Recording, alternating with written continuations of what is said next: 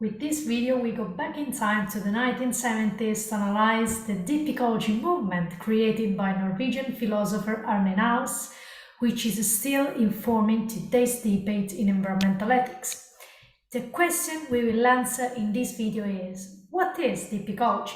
To answer this question, it's useful to look at what is not deep ecology according to its inventor Arne Naess. Indeed, Naess coins the term deep ecology movement in contrast to what he pejoratively calls shallow ecology. For Naess, shallow ecology is a kind of superficial solution to the environmental problem. It's actually a non-solution, as it does not eradicate the very cause that led to the environmental issues we have been experiencing since the 1970s.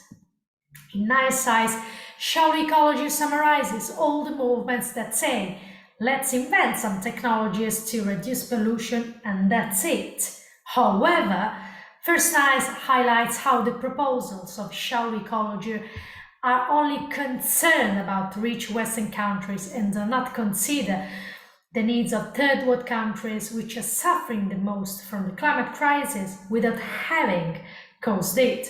Let's think, for example, of the paradise of the Maldives, whose islands could sink because of the rise of sea levels due to climate change.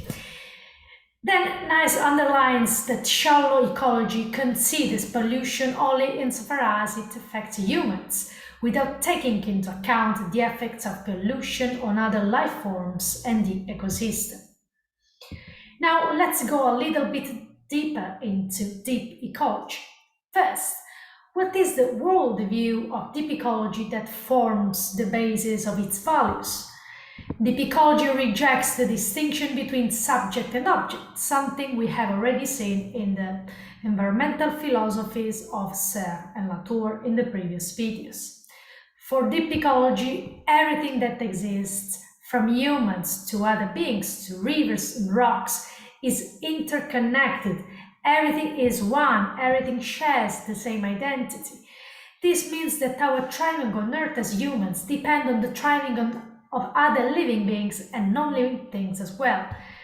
Deep ecology also embraces what is called ecological egalitarianism, that is, non-human forms of life have equal rights to live and blossom as humans. Humans are no longer at the top of the pyramid of beings. Based on this worldview, deep ecology advocates for a change in value priorities.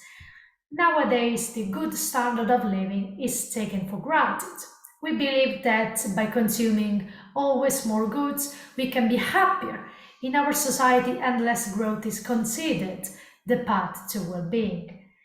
Naess' point is that we have to revert this worldview.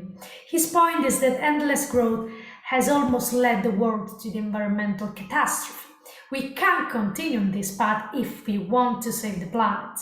We have to radically change the way of production based on capitalism. That's why shallow ecology is a non-solution. Shallow ecology doesn't touch the very cause of the environmental problems, that is, the capitalist way of production. Shallow ecology relies on the invention of some kind of future technology to solve the problem. That's a technocratic answer deep ecology rejects as it very cause of the problem. For deep ecology, we don't need new technologies, but new values to shape our life on Earth, instead of acritically following the alleged standard of living by capitalist society.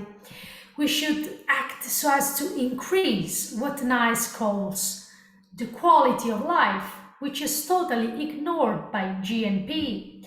For Naess, quality of life depends on the extent to which we achieve our personal goals and fully realize ourselves, and by ourselves.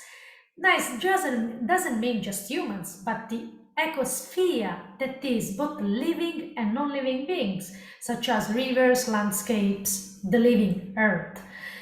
Only changing the way we value things can we change our lifestyle and do our part in fighting the climate problem. For Naess, blaming society as a whole for the climate crisis is merely a way of avoiding the problem and ensuring that nothing changes. He strongly believes in the power of individual initiative.